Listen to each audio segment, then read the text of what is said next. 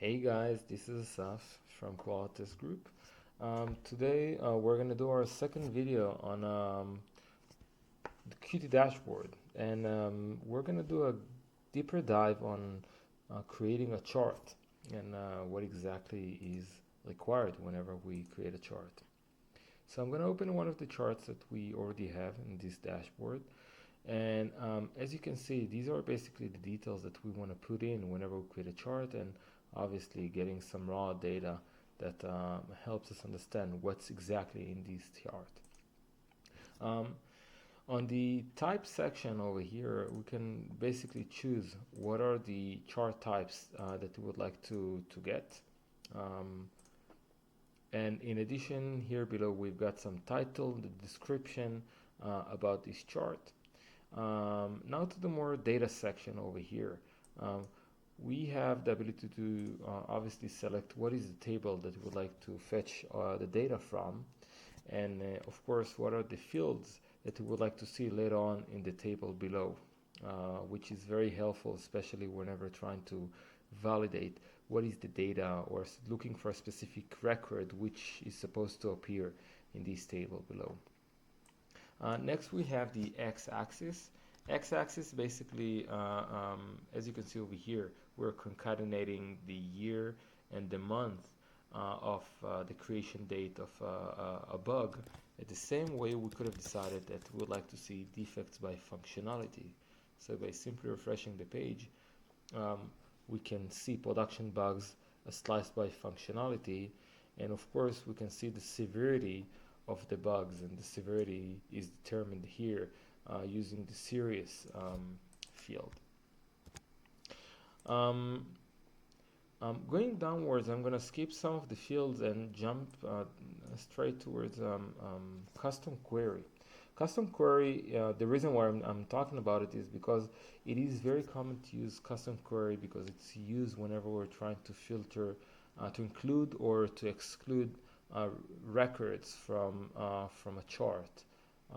So as you can see, the syntax which is being used is the very same syntax we use in any SQL language, because essentially what we do over here is helping Qt dashboard to build the query which helps it to create the chart as well as create the raw table, the table with the raw data in it.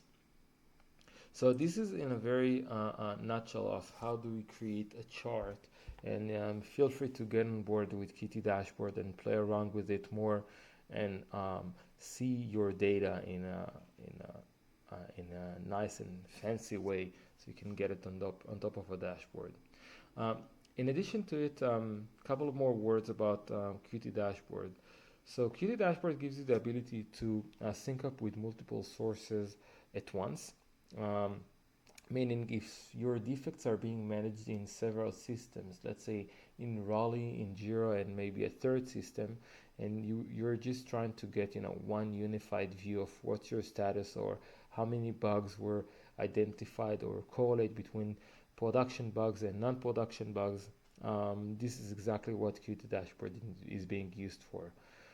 Moreover, Qt dashboard gives you the ability to create dashboards and actually share those dashboards between the different team members in your organizations.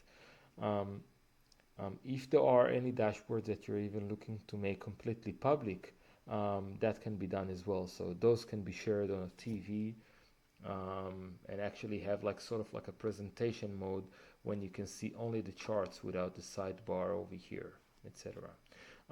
So here below, a couple of other cool metrics that I've actually decided to create. Needless to say that the options, basically the sky are the limit. The sky is the limit in terms of creating charts, but one of the charts which is becoming very popular among DevOps organizations is basically looking for automated test case stability, as you can see here at the bottom. Simply because it gives us the ability to get a good sense of which test cases actually tend to fail more than other. And as you know, automation in the DevOps mindset has the potential to become a bottleneck, simply because if test cases are not stable enough, they may fail over and over, and negative fail basically makes someone or requires us to actually look into issues which are not really issues.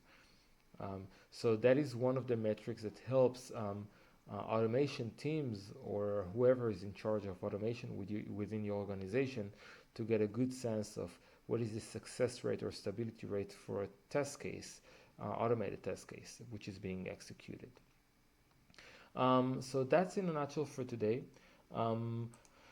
As always, you're welcome to get on board with QTDashboard. Take a look at it, our website QTDashboard.com, and get in touch with us in case you're interested to get a demo or ask some more questions on how exactly you can create a QTDashboard instance to yourself, as well as get on qualitytestgroup.com. That is the website of Quality Test Group. You can find some more information about QTDashboard over there. You have my contact information below this video, so if you're interested in getting some more info about it, feel free to reach out to me. Thank you very much.